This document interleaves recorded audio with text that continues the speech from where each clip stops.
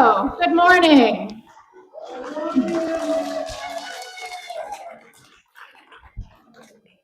Welcome. So sorry about the delay. I forgot a very essential adapter to do our live stream. So we're live streaming this on YouTube right now.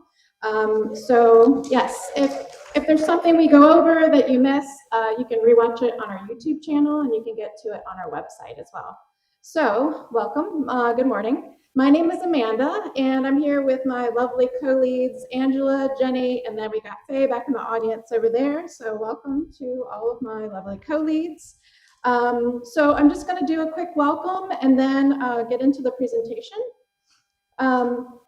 So just to go over a few of our most recent events, we had the No Kings event a couple weeks ago. How many people were there at the No Kings event? Yeah. Thank you all for being there. I think the estimates were somewhere between 10 and 12,000 people. So it was pretty big. We also had our new member picnic a few weeks ago as well. So for those of you that were able to make it, we were glad to have some time one-on-one to speak with you all. So thank you for coming to that. We're going to continue the process of onboarding our new members and just building the community and building a team of activists.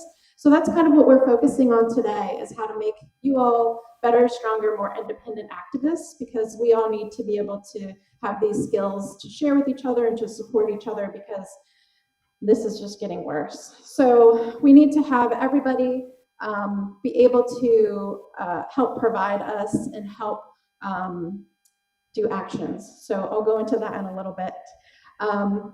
Upcoming events. So this Thursday, from 4 to 6 p.m., we have the John Lewis Day of Remembrance action. And we're going to be at a bunch of, so hopefully you all are planning to come from 4 to 6. And we decided to do a decentralized protest because it was a lot to have that many people, and for a number of reasons. And so we tried to figure out a way to not have it be as overwhelming for our volunteers and to keep people a little more safe. So we now have several different locations, and I'm just going to quickly read through them. These are all on our website, so you can visit our website, and you can also sign up to attend the event. The advantage of doing that is that you get our emails and communications for that. I know people are hesitant to sign up for lists and whatnot. I totally understand that. Right now, we haven't heard anything about that not being secure, and we own the list. So yeah. Mission and Laurel and Santa Cruz, Ocean and Water, 41st and Capitola Road, SoCal and Porter, SoCal and State Park, SoCal and Park Avenue, Highway 9 and Graham Hill Road, Scotts Valley Drive, and Mount Hermon. So we're having all of those locations, and just pick one that's close to you and go hang out with your sign for however long you can.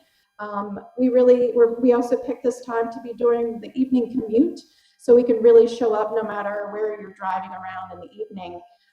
So we thought that would be a really good visual effect, is like, no matter where you go, we're at the big intersections in the county. So yeah. And they're also doing one, Indivisible South County, now Indivisible Pajara Valley, is also doing one in Watsonville. So we're literally going to be the entire length of the county, except up from Davenport, but starting in the city on the west side and then going all the way down to Watsonville. So I think that's a really good showing for Thursday, if you all can make it. We also have our ongoing weekly protests on Mondays and Wednesdays at Ocean and Water. The Wednesday protest moved from the town clock to Ocean and Water. Mondays is 4:30 to 5:30, and Wednesdays are 4 to 5, so slightly different time.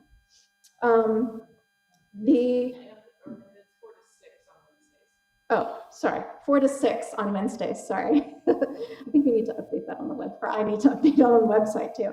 Thank you, Kelly. She's one of our organizers. And then we have our next general meeting on September 13th. So we won't be meeting in a general meeting until September, but I'm sure there'll be other actions during that time period. So we're also still trying to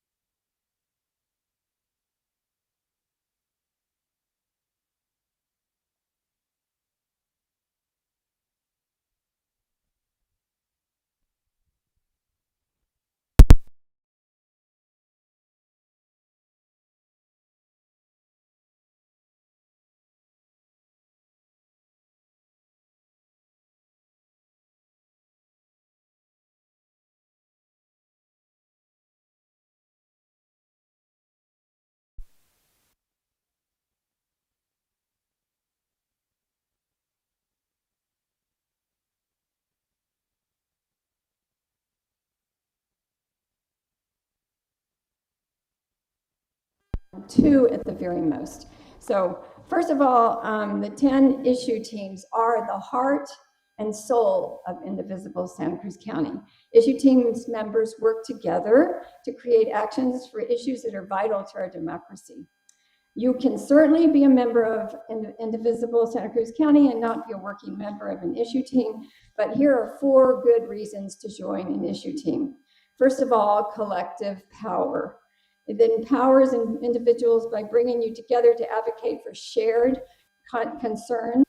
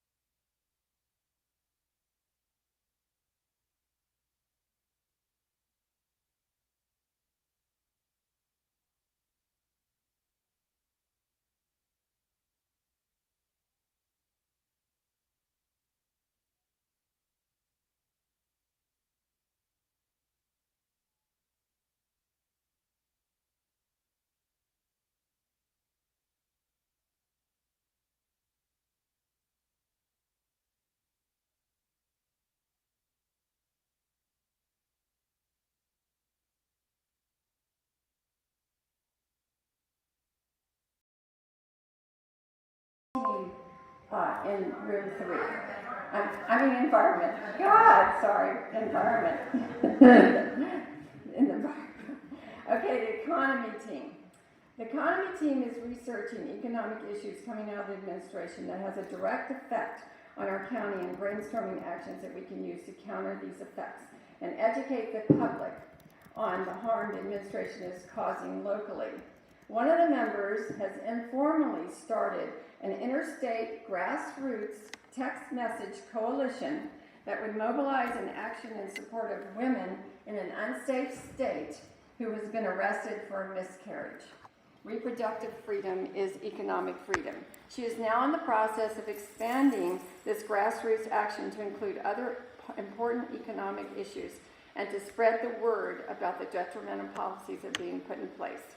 Other actions they're taking are protesting important California legislative issues, amplifying these practices with Social Security and 401k, real-time tracking of local price changes on everyday item. One of the members is going to the grocery store every so often and noting what the prices are and how they're rising or falling. Coordination with the Truth Brigade to create essential messaging, which I'll talk about a little bit later. Information about divest Tesla from CalPERS and CAS representation. To find out more, you can visit the economics table. Immigration team. That's one of our largest teams, and they're extremely active in our community. They have coordinated with city and county agencies, nonprofits, and activist groups to provide political and social welfare support to local immigrant communities most affected by deportation. The team is active in calling and petitioning Senator Schiff and Padilla, as well as House Representative Panetta, asking them to stand up and fight against the inhumane actions of the Trump administration. They're also active in local demonstrations against the administration's efforts to dismantle our democracy and to support our community members. Immigration team members regularly set up a table about immigration issues at farmers markets in Santa Cruz County to inform people about immigration issues and give out red cards about immigrant rights and protections. Currently, they need volunteers to help at these tables. They especially need fluent Spanish speakers at the Watsonville Farmers Market on Fridays from 2 to 5. So new volunteers will be paired with someone who has talked before, and you can find out more at the immigration table. The civil rights team, which is the team I'm on, the civil rights team have put their collective energies into street protesting. We began weekly protests on Monday afternoons from 4:30 to 5:30 on Ocean and Water intersection in February 2025, and we will continue to be there for as long as it takes. A variety of issues have been continuously protested, including ICE raids, war in Iran, discrimination against the LGBTQ+ communities and people of color, the Trump administration's destruction of democracy, and so much more. The number of protesters who join us range from 10 people to over 60 people, depending on what is happening in the Trump world. We also hold what we call pop-up protests, where a few people meet at a street corner, like the sidewalk in front of the Buttery, with large signs and stay for about 30 to 45 minutes. Another pop-up location is Bay and High Street when UCSC is in session. We hand out Indivisible Santa Cruz County flyers and information to the UCSC students because we want to draw them in. And when we did this, we found that they were very interested in our organization. We also have a couple of members who sit at an information table in front of Bookshop Santa Cruz and talk to people about our organization and our work. We have flyers and information at the civil rights table about protesting, know your rights, and how to become an activist and a catalyst for change. Okay. Health and Human Services. The Health and Human Services team has been working with UCSC faculty on the National Institute of Health, NIH, and the National Science Foundation, NFS, funding cuts for research and education. They're also working with community clinics on Medi-Cal cuts. Team members have been in touch with YAR, which is Your Allied Rapid Response, in Watsonville to help protect the immigrant communities from ICE incursions. The education team. Education team will be handing out flyers at their table about the Trump administration withholding school funds for Santa Cruz County schools for this coming year. $811 million are currently being withheld for California schools, even though these funds have already been awarded and budgeted for this coming year, 2025-2026, starting in August 2025. Superintendent of Santa Cruz County said, withholding more than $800 million in federal funds from public school threatens essential services for our most vulnerable students in Santa Cruz County. We call on the federal government to honor its commitments and release these funds to prevent serious harm to students' ability to learn. The flyer asks citizens in Santa Cruz County to call and write your representative and your school district and let them know how you want them to take action now to save our schools' federal funds. Also, to attend school board meetings and lend your voice of support. You may pick up a flyer at the education table, and they need volunteers also to hand out these flyers at farmers markets. So go to the education team table for more information. Also, along with the Greater Santa Cruz Federation of Teachers, the team is following a few pieces of legislation regarding charter schools. AB 84, which is Stop Fraud in Our Charter Schools, is something we can all take action on now. Also supporting the Back to School effort of Stuff the Bus campaign, and more information at the education table. The Media and Communication team, also known as MAC. The media team is busy working on several things. All the members of the media team have been trained in crafting Truth Brigade messages, which are evidence-based communicating tactics called truth sandwiches that are designated to counter disinformation in the media. They connect on people's shared values and are helpful for face-to-face conversations, letters letters to the editor, share on social media, or as a way to discover common ground with people we don't agree with. See examples of truth sandwiches the team has created and are currently developing at the MAC table. The communication team is creating a banner for the overpass bridges for the July 17th Good Trouble protest.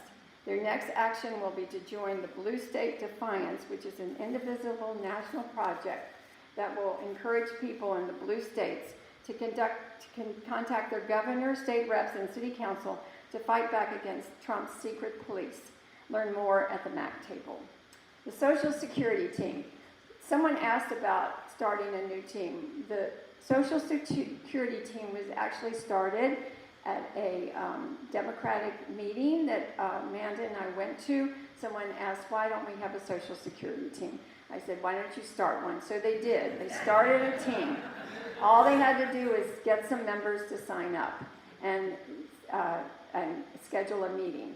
So they worked for a while, but it turned out what happened with that is that the people who had many, many obligations found it too hard to continue to head that team. So we don't have that team going right now, but if anyone is interested in restarting it, it's extremely easy to do. You just schedule a meeting, find people who want to join it, and there you go. That's all you have to do. So that one is on hold. Indivisible California State Strong, or CAS as we know it. CAS is not actually an issue team, but is a coalition of grassroots indivisible groups across the state which aim to empower California constituents to make their voices heard in Sacramento. Their goal is to pass progressive policy in California to lay groundwork for change that can spread to other states and eventually the whole country, because California is the leader, right? Often state legislatures, Democrats included, are more responsive to special interest lobbies than the will of their own constituents. Faye Johnson, one of our co-leaders, has been part of CAS since 2017, and she has deep knowledge of the workings of this important organization. And she will be at the CAS table next to the economics table if you have any questions. Foreign Affairs. The Foreign Affairs team has been working tirelessly lobbying our representatives about the current dire Gaza situation.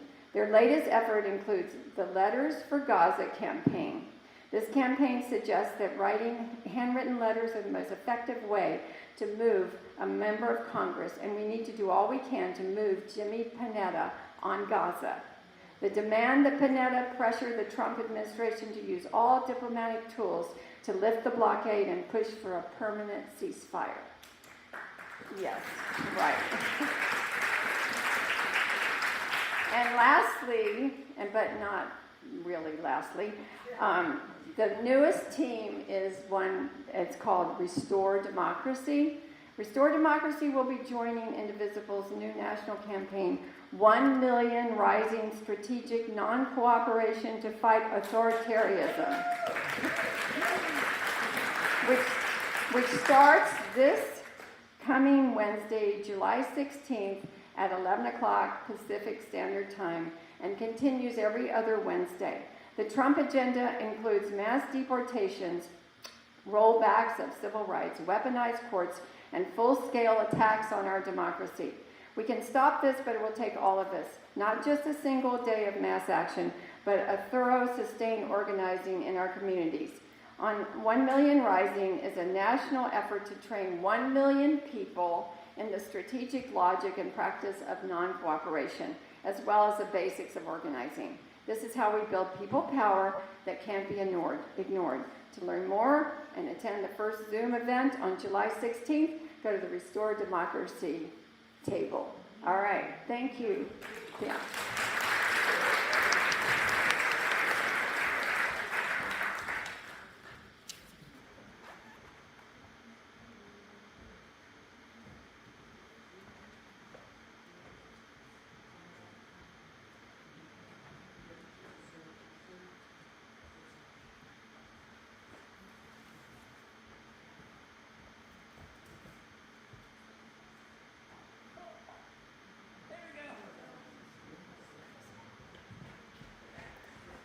you, Jenny, for giving a great overview on our issue teams, and she's absolutely correct that our issue teams are definitely the heart and soul of Indivisible Santa Cruz County, and I applaud all the good work that they're doing. So please stop by each table if you can and meet everyone that's there tabling today. It's my pleasure today to announce our keynote speaker, Mani Jalali. Mani is an associate with the Quinn Emanuel Los Angeles office. He joined the firm in 2024, and his practice focuses on constitutional law, antitrust, and government regulation. Mani has developed expertise in administrative law matters, government regulation, and plaintiff side antitrust, with a particular emphasis on cases involving big tech, big ag, big farm, and ticketing services. He's worked on investment risk analysis due to presidential impoundments, SEC security actions, and assessing APA challenges to FTC rulemaking. His recent work includes drafting an appellate briefing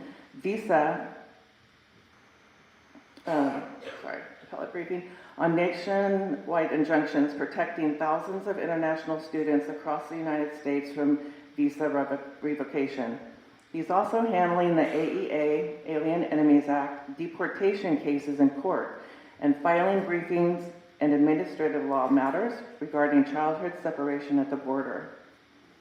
He maintains an active pro bono practice representing clients in immigration, deportation, proceedings, and students facing evictions, and authoring a Fourth Circuit brief supporting the impact litigation for foster children in West Virginia.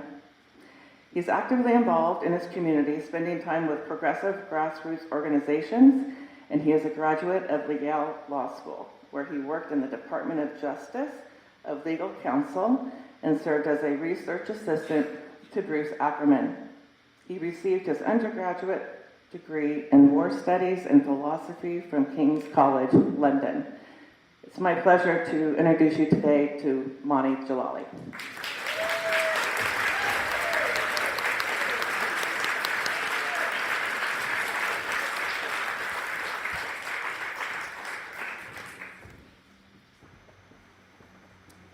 Thank you very much for that introduction. To simplify what I do, that sounded a little complex, I essentially spend most of my time challenging policies, Trump administration policies, that are unconstitutional.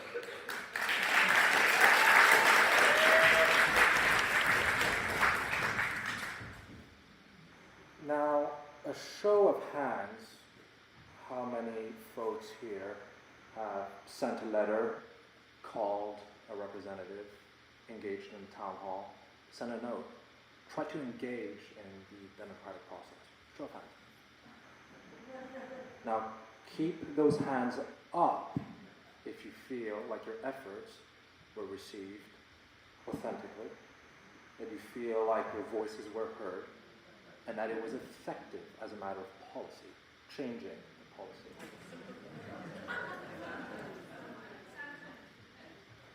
I think, so those are the optimists in the room. So my job here, very plainly stated, is to share with you the tricks of the trade that I've picked up along the way, working for judges, working in the Senate, engaging in town halls, and having discussions, personal discussions with Sam Ricardo, Zoe Laughlin, Jimmy Panetta, to kind of hopefully end up in a situation where more of your hands stay up. That's my goal. But first, why listen to me? Why listen to an attorney? Why listen to someone who actually maybe sounds a bit like these politicians, who has the same education? So I really came to this country during 9/11. And my last name, Jalali, my first name, Mani, it's kind of a tricky situation, socially speaking. But nevertheless, my family, my father, Iranian American, came to this country thinking that there was a certain promise. That promise being, if you roll up your sleeves and apply yourself, if It doesn't matter who you are or where you come from, there's a place for you. There's another promise that brought my family, my mom in particular, to the United States of America, and it's a certain democratic promise. A promise that is enshrined in our Constitution, and it starts with we the people. So those twin pillars, a democratic promise of self-government, we the people, and an American dream, an aspect of this society that's not only democratic, but economic democracy, that actually if you apply yourself equally to your neighbor, you'll both achieve. So, as Angela and organizers have mentioned, the majority of my work, the majority of my pro bono work is, which mind you, I work in a law firm, and the majority of my work is pro bono, not billable, which is a big no-no. But the majority of my work, pro bono, is really influenced by some formal experiences I had growing up. I told you that I came here during 9/11, but it wasn't in the beautiful, welcoming state of California, it was in Texas. And during that time, I witnessed my mom twice, she's a green card holder, get turned around from the airport after being incarcerated for some time. Same events with my father. Mind you, at the time I was 5 years old. So this is the sort of trauma that you grow up with. So here I am in 9/11, and most of our family actually live in Santa Cruz and Monterey and Salinas. And during that time, I grew up like a normal kid. I was a tutor, I was a delivery driver for some time, Uber delivery driver. And I worked my way up to law school in New Haven.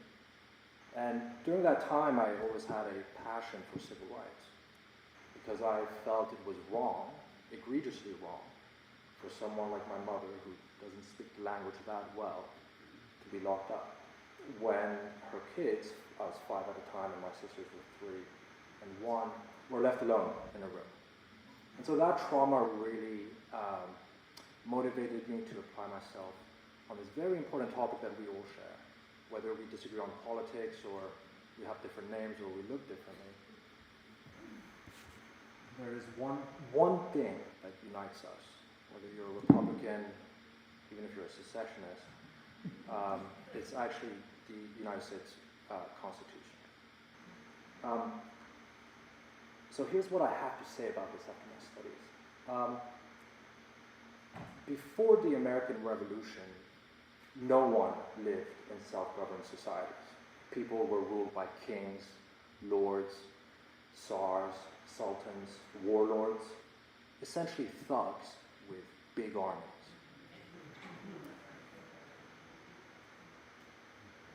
Our founders didn't just break chains with a king.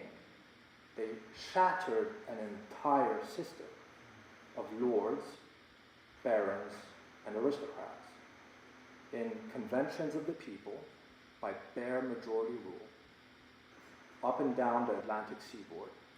Ordinary citizens, like you, like me, established and ordained a democratic form of government, democratically, hence it starts with we the people. Today, that democratic promise is under threat, and I see it in courtrooms essentially every day, if not every week. Each time a mother gets deported without due process, that's a threat to our democracy. Each time a child gets separated at the border from his mother and father, that's a threat to our democracy. Now, I don't go in courtrooms saying, Your Honor, read this text here, read this textual hook. It's not really about words, though that matters. It's not really about precedent, that also matters. It's really about a generation of Americans, the revolutionary generation, and subsequent generations who fought and died for a certain way of doing things, a democratic way of doing things. So when you get government attorneys denying birthright citizenship, which is something I've seen lately, that's a betrayal of the soldiers at Gettysburg. That's a betrayal of the freedmen in South Carolina. That's a betrayal of the abolitionists in Massachusetts. In other words, it's a betrayal of a whole generation of Americans who fought tooth and nail and died for a certain vision of American democracy. But there's another betrayal going on in the United States of America. There's a betrayal each time a politician takes money from big industry. Because you cannot regulate the same industries you take money from. America is about we the people, not we the billionaires or we the corporations. So those, ladies and gentlemen, are the two threats that I focus on in the courtroom and in community organizing. The threat to we the people, this idea of self-government, due process, equal protection under the law, and the idea that it is about we the people, not we the corporations.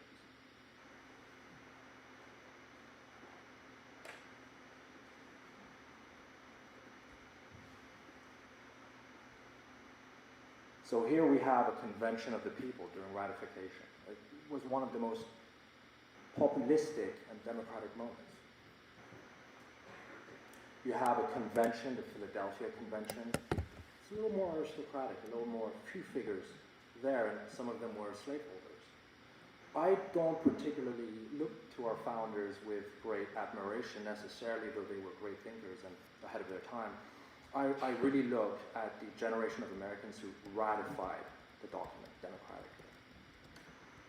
And here we have FDR, of course, who promises to extend the idea of American democracy by offering social security, welfare. And of course, these promises were to be ever expanded to include women, people of color. So this is our tradition of democratic self-government and extending it across generations. And of course, we have the American dream, speaking of. The idea that if you work hard and apply yourself, you can make it here in America. So with these in mind, with these twin pillars in mind, something that motivates me in my work and I'm sure motivates each and every single one of you, how are we faring in our own backyard? Do we have an American dream or do we have an American nightmare? Do we have a government of the people, we the people, or a government of we the billionaires?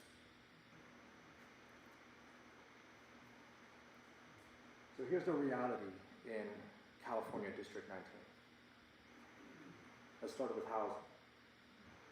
We have some of the highest housing insecurity in all of California. On average, a house, 2-bedroom, costs about $5.8 thousand per month. That's an 82% increase since 2020.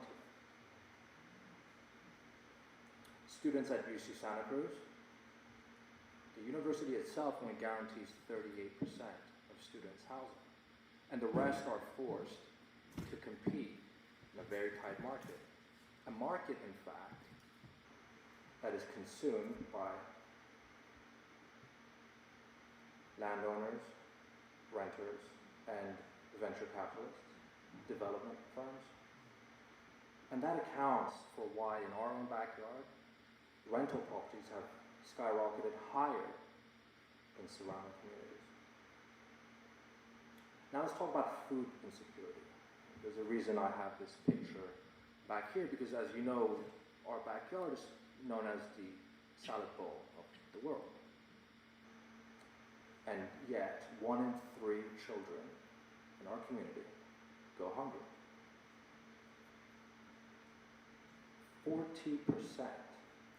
of residents report food insecurity, not knowing what food will come next.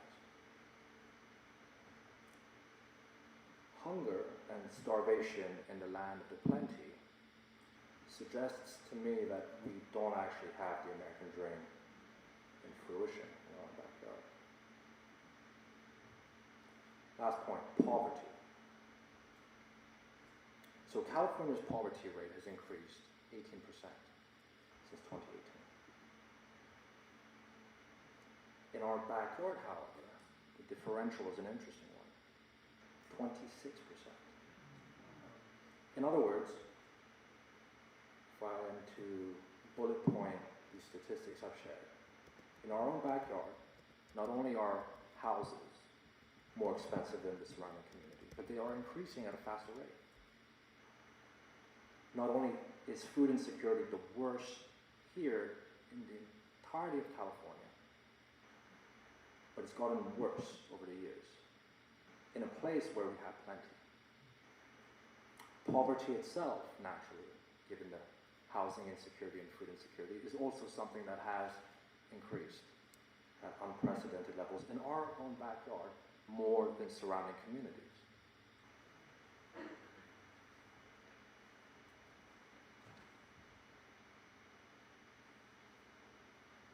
I've shared with you that I've had the pleasure of being an Uber delivery driver here. I've been a tutor for the law school exam, been a teacher as well. I've known students personally. Truthfully, I've dated a student who lived in her car. And this is a very common feature. If you ask students today, whether it's California State University of Monterey Bay, or UC Santa Cruz, or Hartnell in San Jose, students who come from working families, first-generation students mostly, will be couch surfing for months on end, or living in their cars. The big problem is, of course, rental prices. In Santa Cruz, which we now know has some of the highest, if not the highest, property prices in all of the country, the increases that we have seen the last 5 years have been unprecedented. So much so that labor unions, who used to primarily focus on labor rights, wages, negotiating fair contracts, are now chiefly involved in the fight for fair housing.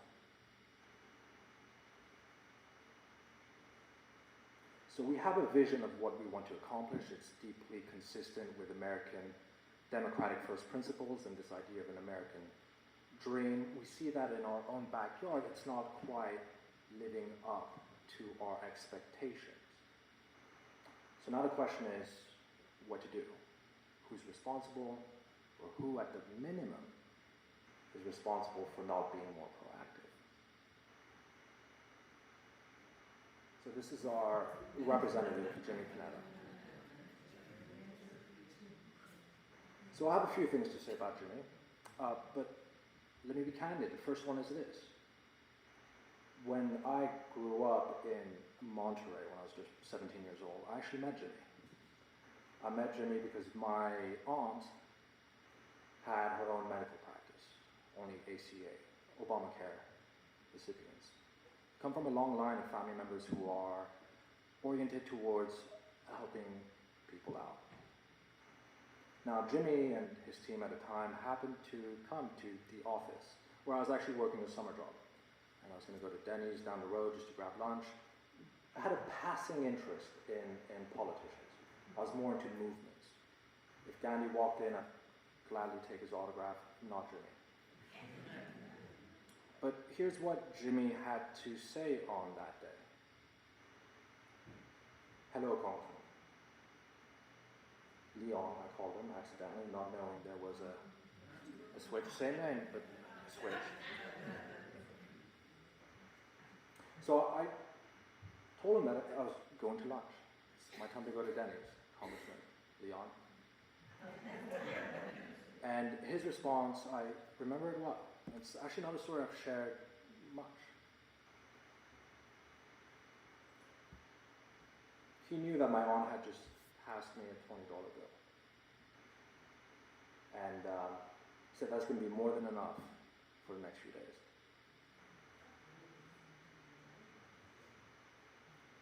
Now, I remember that, and I've only recently been reminded of that moment by my aunt. I didn't make much of it at the time. I don't think teenagers really think reflexively about the implications of this comment and what that might mean in terms of policy. But it's very clear to me what that means today. So in Jimmy Panetta, we have a representative who has priorities that are not in keeping with the day-to-day struggles that you are facing. Whether it's expensive rent, expensive groceries, having to make the hard choice between rationing medication or saving up money for your child's education, for a trip at the end of the month, at the end of the year, or just to remain in the same house that you have lived in your entire life.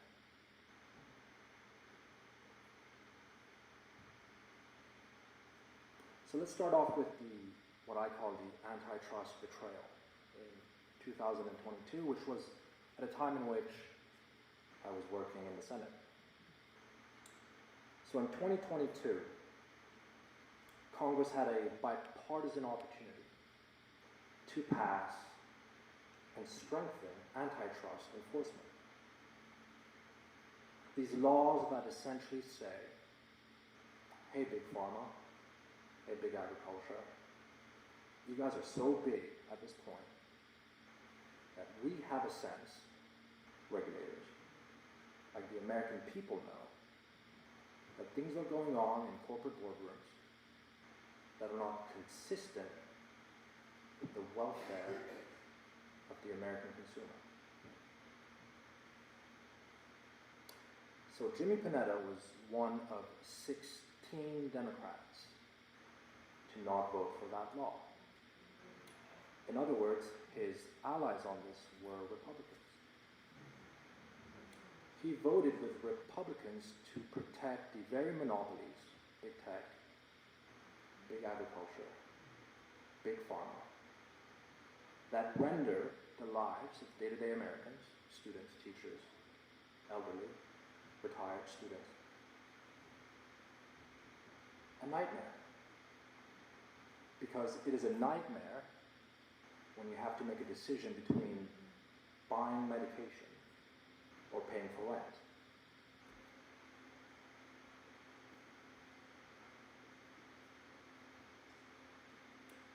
So it begs the question, why would Jimmy not regulate these huge conglomerates and whole swaths of the American economy that are harming day-to-day Americans, that are forcing you to make decisions that you didn't always have to make? Decisions between medication and groceries. Why is Jimmy not in fact being faithful to a democratic promise that it's about we the people? It's about you. Here's the corporate funding trail.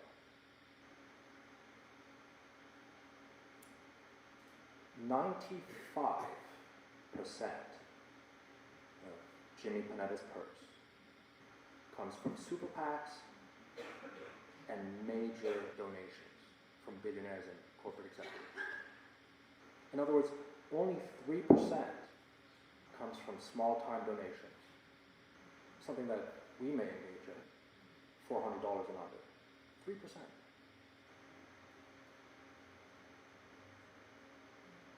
And his biggest contributors, APAC, big agriculture, big tech, and big pharma. Now, I am very clear about my politics. I am left-leaning. But I'm going to set aside my politics for a second and just be level with you in terms of constitutional law.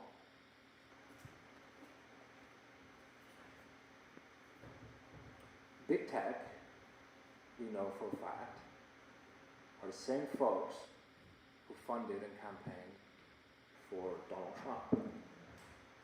In fact, the only proof we need is to take a look at the White House day to day, week to week. And there's a photo shoot with the same people that Jimmy Panetta took money from. Same with Zoe Lofgren, who is actually notorious for taking big tech money. And the question is, can you purport to be a defender of democracy, a defender of due process, a defender of constitutional first principles if you are taking money from the same people who are hijacking our democratic institutions day in and day out? I don't think so. And if you're failing to regulate these folks because you're taking money from them, that's not a politics of principle. That's not an American politics. So Jimmy's not great on regulating big business, the same businesses that are making our lives hell. I apologize, Mom, for using that word. But here's another area in which Jimmy is, on my view, failing. Jimmy was among one of 74 Democrats who broke ranks and voted with Republicans,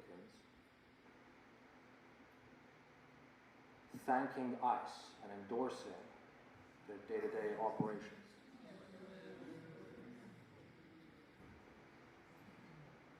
Now, this was a shocker to me, and truth be told, I texted Angela the first thing I found out. That day, I was in court. I do a lot of these AEA deportations of little kids, mothers, fathers, workers, under a wartime statute. It might be worth actually getting into the weeds of this a little bit. The AEA, Alien Enemies Act, is a law that the founders, in all their brilliance, decided to create at the founding. And the idea is, we don't have standing armies in our new democracy. That is a threat to democracy, Donald. But what we do have are limited circumstances in which we can actually deploy wartime powers. Here's an instance. If we're under threat, at the founding, the United States was just a small Atlantic colony. Think of Malta today. And France was like the Rome, the Greeks. And so the AEA ensured that French soldiers who had found their home in the United States of America could be interrogated without certain constitutional protections. So here we have a wartime statute designed for wartime contexts against bona fide enemy combatants. Because actually, our country, without responsible leadership, will actually perish if we don't do this. So we use it again in World War I. And the name there is self-evident. It's a world war. And World War II again. And I don't need to remind folks about Hitler and his military. Bona fide enemy combatants, time of war, and frankly, genocidal. So here we have Donald Trump, 2024, suggesting, arguing, and his lawyers in court are doing the same, that there is an influx of folks who look like my mom and my dad. And that this strikes him and the MAGA base as a fundamental threat. And if we don't do something about it, on their view, the nation will perish. So that is the stretch of the logic. And as you see on your TV screens day to day, never mind how egregious it is as a matter of democratic and constitutional first principles, morally speaking, when we see mothers get chased down, when we see children separated from their family at the border, what we're witnessing is a rogue agency, an agency that has lost touch with what it means to be a federal agency in the United States of America. That there are some democratic norms that precede any mission you have. So when you hear folks go up to an ICE officer and say, "You swore an oath to the Constitution," it's not just a nice platitude, it's not just a nice way of thinking about things, it is a fact that in our country, whatever policy initiative you have, whatever agency you erect as a means of trying to achieve something that you ostensibly have a mandate for, it needs to be consistent with the foundational principles that generations past have fought and died for. This seems to me to be self-evident. Now, we can't expect that from Donald Trump, the fascist, and that's fine, and Stephen Miller, okay, too late. J.D. Vance, who went to my alma mater, okay, it's too late for them. They don't quite understand our sacred document, or they don't care about it. But what about Jimmy?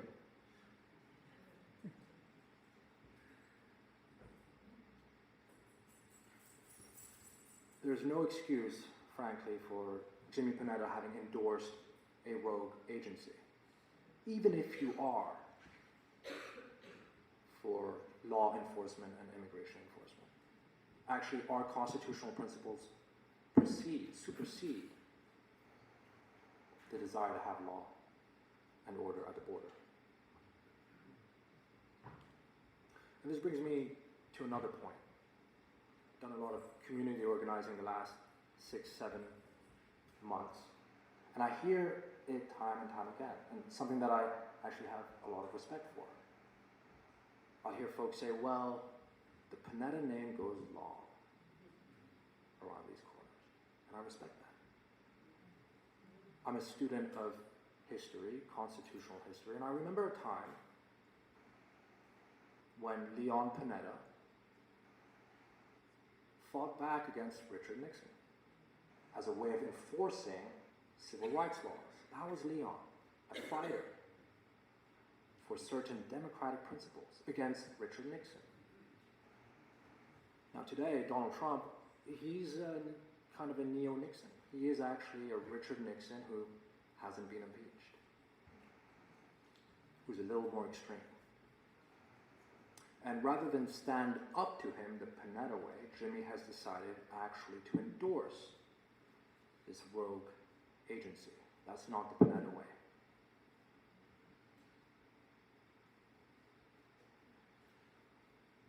Now, it's important to note that the majority of you put down your hands when I asked you, was your action, did it have the intended result?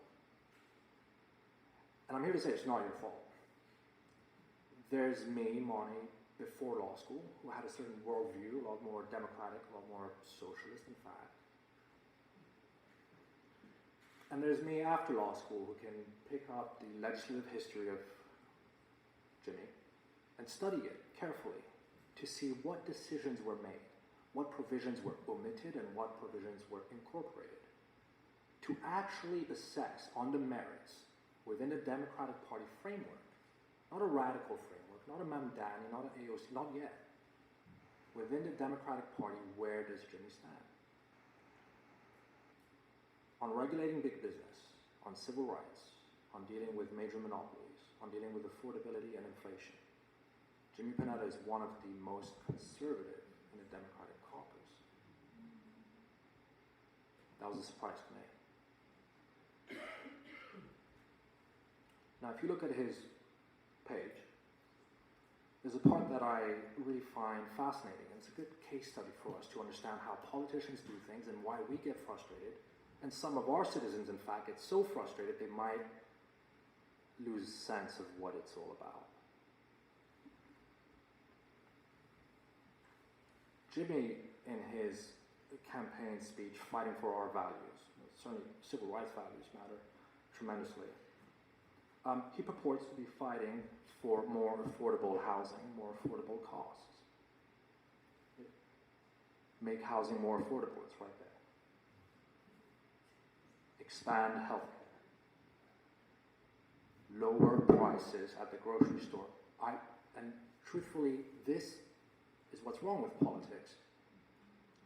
Folks say one thing and do the other. Now, let me tell you why this is wrong. Because if you want to deal with high prices at the grocery store, you want to pass laws, Jimmy, that regulate big agriculture, that regulate commercial grocery stores, who I know from private litigation, that they price fix. Here's an interesting thought experiment. Jimmy voted with Republicans in 2022 on these bills, on not regulating big tech, big agriculture, big pharma. What has happened since then in courtrooms? And I've worked on some of these cases. I started my career suing Amazon.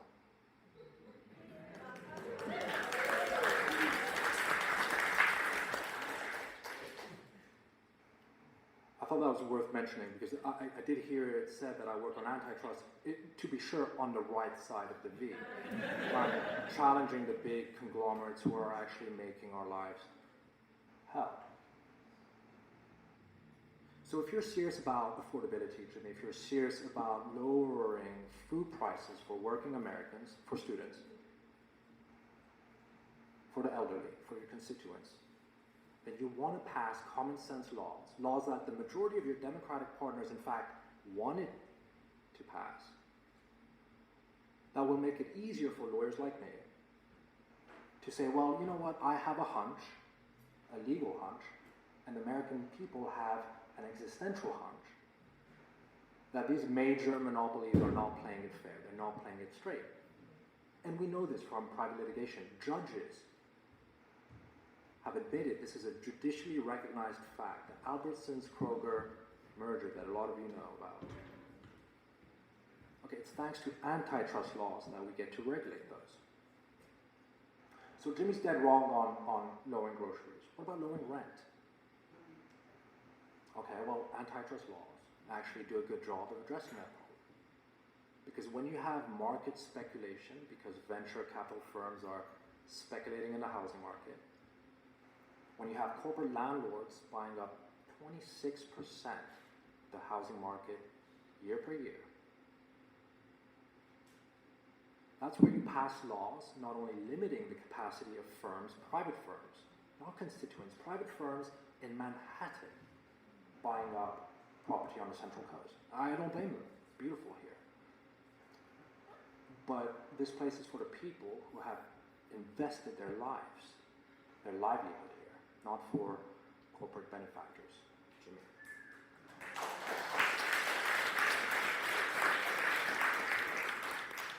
So the point I should have made a lot more briefly, and I apologize, is that after law school, it became abundantly clear to me that if you want a fighter for the working class, if you think that your representative should be a brawler for working Americans, ensuring that you're not tread upon by major corporate conglomerates, there's really one piece of law that you need to keep an eye out on. It's called antitrust. The legislation that is going to break up big monopolies. In fact, in our history, we had the oil barons, the corporate barons that owned the railways, the coal, and therefore they owned all the commerce in the United States. And that's when our laws were passed. And today we have new corporate barons by the name of Jeff Bezos and Elon Musk, big tech. And you know, you see them every day at the White House. I'm sure they are there today. So if you are a serious Democrat and you want to pass common sense business regulation to make sure that your lives aren't as expensive because some billionaire somewhere wants another yacht, then you want a representative who's going to be serious about antitrust and not vote with Republicans on this. Now, I came to this realization pretty early on. I went to the same school as Lena Khan, who is, as many of you know, a brilliant regulator, lawyer, activist, some might say. She worked at the FTC. And so I went to town halls. Truthfully, I felt like you, the emails, the calls, they weren't taking me where I wanted.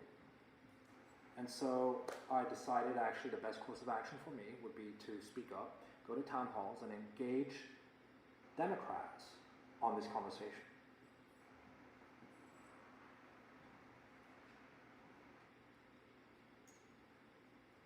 All the swaths in the American economy, you have huge corporates who are price fixing, who are prices up, and you either have Democrats who propose on serious antitrust legislation, veto it, like your two colleagues did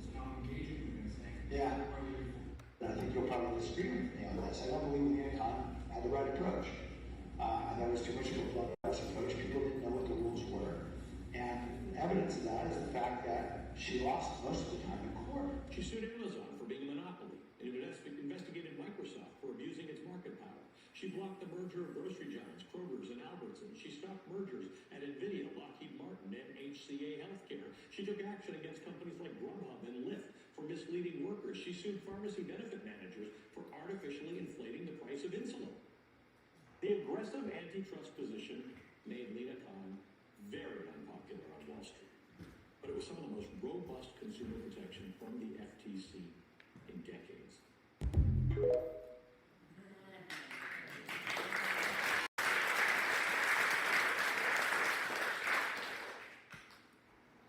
So what happens during these town halls when you call out Sam Ricardo, and I have another one I'll show you soon with Zoe Lofgren. What I find amusing is that these are legally trained folks. Sam Ricardo went to Harvard Law School, and Zoe Lofgren went to law school as well. And the truth is, when you hear their response about why, on their view, antitrust is not a solution, oh boy, does it actually cause a lot of concern once you've done your homework. Because truthfully speaking very candidly here, the arguments that you hear them make, if I pick them up and take them back to a seminar room where we talk about the merits of the policy, they fail, they flunk. No serious teacher in antitrust would suggest, with unprecedented monopolization across the American economy, that antitrust, dealing with this issue of bigness, isn't a solution. No one's making that argument. Only Republicans are making that argument. Consequences of those decisions. Is industry more consolidated today? I mean, my gut would tell me it is more consolidated. You have larger companies that swallow up in the pursuit of growth, swallow up and consolidate. It feels that way to me. Do you have the metrics that suggest that that's actually the case? On the whole, yes. I mean, you always want to. So this brings me back to Jimmy. So when I found out, when I reverse engineered the idea that I want working Americans to feel like the twin pillars of we the people, democratic self-rule, is a thing. That the American dream is not just a lofty idea, but it can be a lived reality. So if I wanted to pursue that, I had to know where the policy would be. What would ensure, as a matter of crafting legislation, would be faithful to the day-to-day struggles of working Americans. Antitrust is a big one. Regulating big businesses. So Jimmy hasn't done that, and I've shared with you that on the policy merits, there's no defending it. And that's where you find out where the money's coming from. So I've been engaged now several times on KSQD and PR on these issues. As to why I think the Democratic Party in our own backyard, why Jimmy Panetta, for instance, represents everything that's failed about the Democratic Party and the establishment. In 2022, when Congress had a rare bipartisan opportunity to strengthen antitrust enforcement over mergers and corporate monopolies, only 16 Democrats voted against it. Jimmy Panetta was one of them. This wasn't some progressive wish list that myself or Mamdani would love to see. It was basic legislative maintenance to update our oversight of big business, big agriculture, big pharma, big tech, and provide funding for our antitrust agencies. Jimmy voted with Republicans. My argument is you cannot be faithful to your constituents and the constitutional promise of representing we the people when you're taking money from big agriculture, big pharma, big tech, major financial institutions, and voting with Republicans on regulating big business. Okay? America is about we the people, not we the corporations or we the billionaires. So fundamentally, Jimmy, you cannot regulate the same industries you take money from. So why does this all matter? Why should working Americans and middle-class folk really care about antitrust? Well, they should care because when you go to the grocery store, when you pay for your rent, when you take public transport, when you pay for your medical insurance, when you need coverage for anything, you're essentially dealing with massive corporate conglomerates who have monopolized certain industries. And some of the things that they do in CEO boardrooms are not consistent with the welfare or benefit of the American working class. So when Jimmy Panetta voted with Republicans against antitrust enforcement, he chose his corporate donors over working families. When he takes money from the same pharmaceutical companies that price gouge insulin, the same food monopolies that drive up grocery costs, dairy, eggs, fruit, vegetables, the same banks that rip off consumers, he's not representing working Americans or the good people of Monterey County and Santa Cruz. He's representing big donors.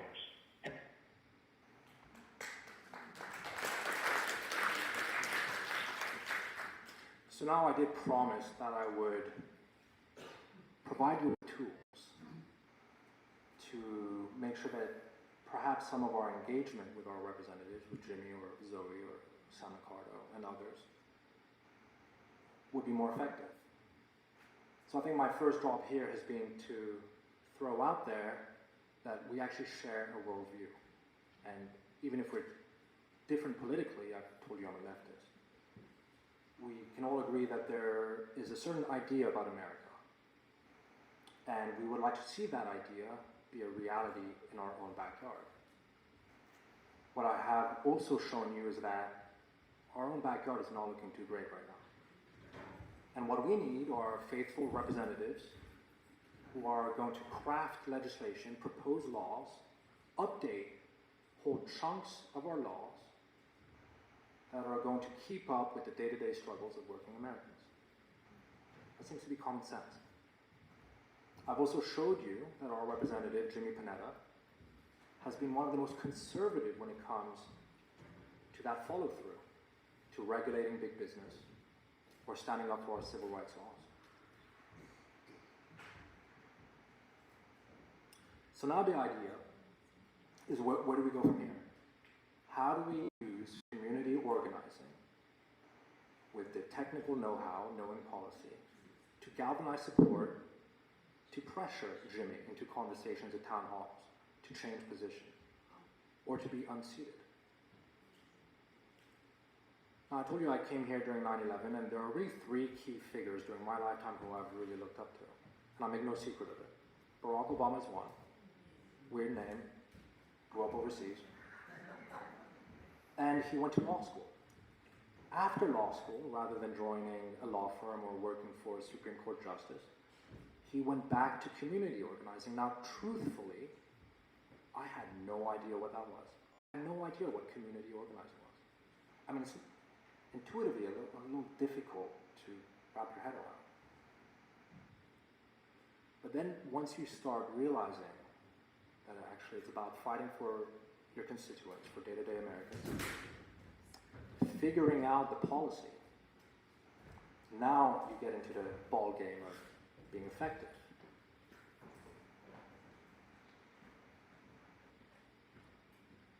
So here's another one of my role models, AOC.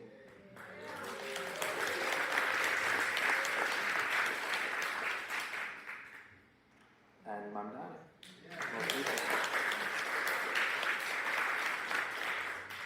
Now the question is, what unites these three figures? You know, they're not necessarily involved in conversations amongst themselves. At least Obama seems to be sequestered from the two. Here's what, on my view, unites the three. All three of them were sincerely involved and wanting to get involved in politics, but not being of politics. Being separate from the establishment that would let down day-to-day Americans, because predictably, there's a rhyme and reason to establishment politics, to professional politics.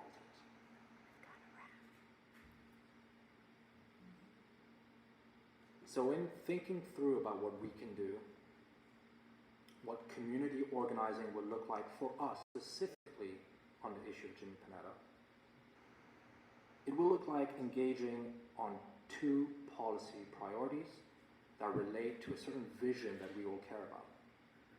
Working families and working folks and day-to-day Americans should not be suffering when they go to the grocery store, or buy petrol, or pay for rent, pay for education. At the same time, we do expect that the principles that we hold dear, that generations past have held dear, and that future generations will cherish, are not torn apart, and that we have a representative who can speak up and defend those civil rights and constitutional rights. So in moving forward, I invite you to engage Jimmy Panetta on his lackluster record, to put it modestly, and the fact that we do in fact take seriously our shared idea of what America is supposed to be about. So you can write him emails. I have handouts to do with civil rights, affordability, and antitrust. And depending on what you're interested in, read the handouts. I'll give you some bullet points about why it matters. But you send it to his office, because his record is not defensible.